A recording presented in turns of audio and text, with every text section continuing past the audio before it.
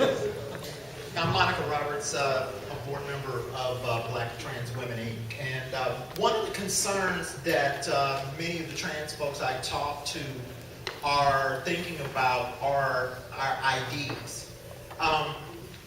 Because in this state, because it requires you to go in front of a judge to get name and gender marker changes done, and in some cases, whether you get that done, let's say, depends on whether the judge has a D or an R behind their name.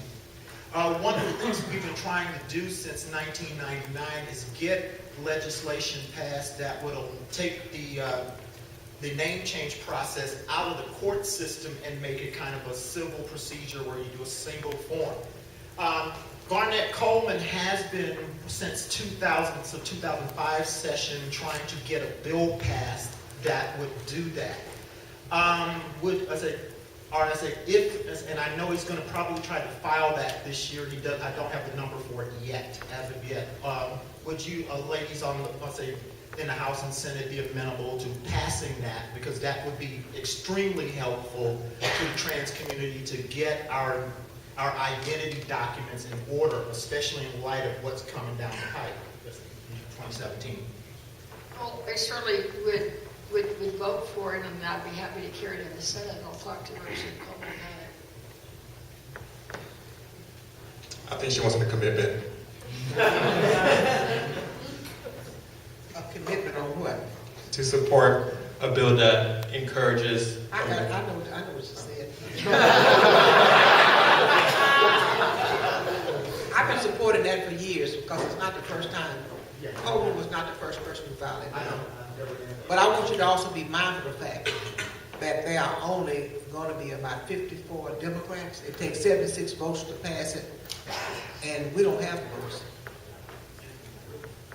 I think it's good to keep filing it to try to get it out there, but I wouldn't hang my hat on it as one of my top 3 priorities at this time because the support is not there. Not that it should be filed, and it should be used as a tool to educate. That's just not going to be a bill that's going to pass this next session. I can't commit to yes or no on specific bills because I haven't read them. That being said, I cannot imagine that I would oppose what you're advocating. Seems pretty common sense. And I actually was, as I was listening to what you were saying, it seems to me Republicans might want to support that because then the Republican judges would have the heat taken off them for, making those court decisions, right? You can just make it a civil. So that might be an argument that you might want to make to the Republicans. But I unfortunately have to agree that with Ms. T that I don't know that that's got is going to have to move. Well, you may get a coalition together, and he might be able to do it. I will say too, keep in mind that there are a lot of times that you will find that the House, there may be votes in the House to pass something, but when we know that the Senate is not going to pass it, and it may be something that's controversial. We use the phrase, we don't want to cut each other up. We don't want to force our members, our House members, to take votes that may be considered controversial or used against them if we know that the Senate is not going to pass it or that the governor would veto it. So keep in mind that that does occur, and that I think that the House can be more thoughtful on a lot of issues. Not the same, but that is just one of the things that does happen. If we know the Senate's not going to do anything, why make why force some Republicans to make votes that are going to be used against them? I'm sorry. Kill the goose that lays the golden egg. Hi. Someone earlier mentioned coming to our representatives with facts. Right now, we are in a fact contentious period.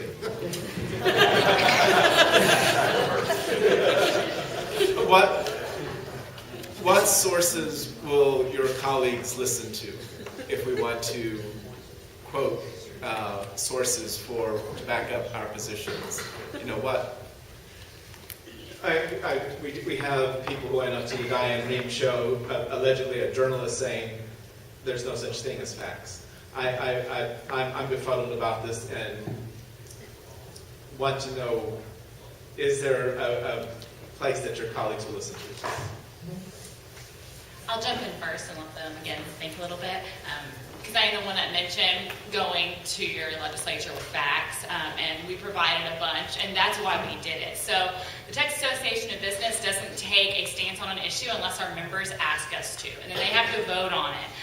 And so our membership, which I mentioned, has about 4,000 members, and it came to us and said that this was an important issue because of economics. We didn't know what the numbers were, so we had an outside group do the research for us, which I mentioned was St. Ed's, and we had 2 different researchers doing it at the same time. And then they came to us with the information, and we were asked to do this, and we have built a lot of coalitions of other groups because we knew that the legislature would trust us to do our job. We have what we believe is a great reputation with the legislature.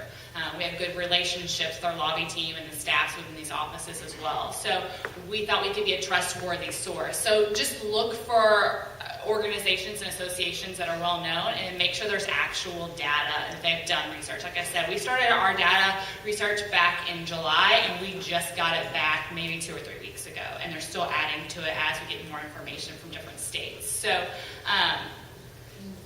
that's what my recommendation would be as a former staffer and a staff person of TAB, is to look for organizations that are well known within the Capitol. I would also try to get some either newspapers or their local paper that has either done a story or has covered, a local person or talked about it in terms of, let's say if we're talking about the bathroom building, the local school district has a good policy and they covered the story because it's, you make it more local for them and they can't really go against it. And if there's studies or research, if it's done in a Texas university, that would probably be better than if it's, somebody from New York or from Harvard. I mean, that's just the way things are. I mean, if we could localize it, I think it would be better. Hi, my name is Ali Gorshinsky. I work for an organization, a statewide organization, that works on LGBTQ equality, reproductive rights, and voting access. I am the staffer based in Houston, and I manage a leadership development program that engages and educates millennials and young people on community organizing, public policy, and electoral politics. As we were speaking about coalitions earlier and outreach, is there any kind of intentional or mindful outreach efforts being done in the House or the Senate? So, for example, during HERO, I worked with a group of students that made 5,800 calls and collected 1,300 pledge cards for the purposes of rapid response and volunteer recruitment. So students and young folks are very much willing to show up if the outreach is done and if they get asked. In terms of intentional outreach that could be going on, for example, Kim Ogg, our new Harris County District Attorney, spoke to a group of students, went to UH, and spoke to students about her race and about the electoral process. I think someone else who's been pretty good at doing outreach to young folks has been Representative Jean Wu. So I guess that's my question. I'm just wondering if there's any sort of intentional outreach being attempted in the House or the Senate or by staffers. And if not, what do you think that Let me would look like? answer your question. We don't have money for that kind of stuff. And I'm serious, and what limited staff we have, we're working the hell out of them on trying to get ready for the session. Yes, they are. Trying to answer the I was agreeing with you. Yeah. We don't have, I mean, the money's not available. It'd be wonderful to do all those things, but we don't have the manpower. And if we could get the manpower, we don't even have the money to pay them. So why would that require money, though, if you could even go to colleges? When do we have and- time to organize them? When we got them up there, jumping through hoops to try to keep up with what's being filed. Students are very much willing to organize them. They organized Good, the event with Kim good. Ogg, No but she was contact. willing to show up. Right, so Let me just say that I chair the Senate Hispanic Caucus, and the Senate Hispanic Caucus, we did 7 Latino summits throughout the state, and we made it a point for every single one of them to be held at a college or university. In fact, here the dean was gracious enough to host it in the Dean of School of Social Work, because we wanted to attract the students. I mean, in fact, the one we did in Temple, and many of you probably went to Temple, yes, because we're also trying to go to areas that are not predominantly Latino. So we went to Temple, and that one was a Millennial Summit. All the speakers were millennials. We talked about topics that were important to millennials, and in all aspects. In fact, there, I was introduced to a group, and it was formed by UT students, where they specifically talked about the documented queer. I think they're called a docu-queer, is the name of their group. Because when it comes to the LGBT issues, we cannot forget that it impacts Latinos, but it also impacts a lot of undocumented Latinos and Latinas. And that is a totally different kind of perspective, if you will. And they wanted to be clear. We said, sure. So our efforts were mostly during the interim, and it was done through fundraising that I did, and even using some of my campaign dollars, because she's absolutely right. When we're in session, it becomes more difficult, and we don't have the resources nor the time, quite frankly, during those short 140 days to do that kind of outreach. But as she mentioned, most of our interns are millennials, and we use a lot of students from UT and their surrounding colleges to give them a real opportunity to work at the Capitol, and we totally encourage that.